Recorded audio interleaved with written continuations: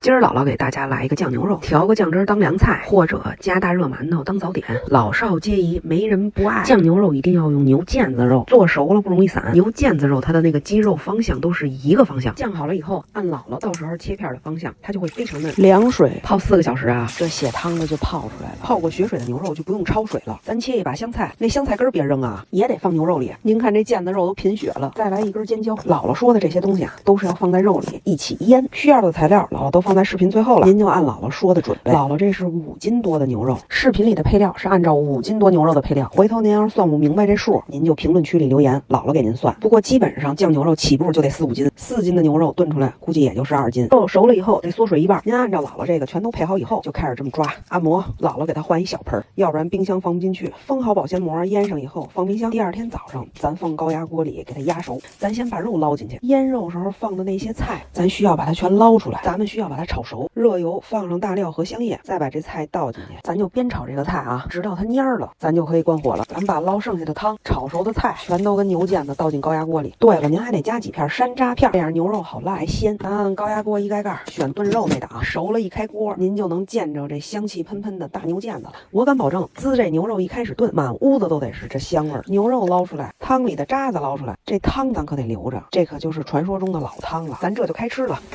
56走，我要放人类，保护地球。谢谢。哎呦，你又成奥特曼了你！这奥特曼出来着急了，鞋都没穿成一对儿。姥姥负责给这俩小乖乖做好吃的，这俩小乖乖就成天做奥特曼的各种装备和面具。现在哥俩这玩具都是自己做，这哥俩就天天画。这不，弟弟穿着铠甲就来吃饭来了，就这一盘子肉，哥哥白嘴吃完了再加馒头吃。不过说真的，这牛腱子肉对孩子真的是好，优质蛋白，吃起来还倍儿香，调个汁儿当凉菜，春节必须上啊！这道菜，凉菜里的打榜产品，不允许反驳。还想吃什么？评论区给姥姥留言吧。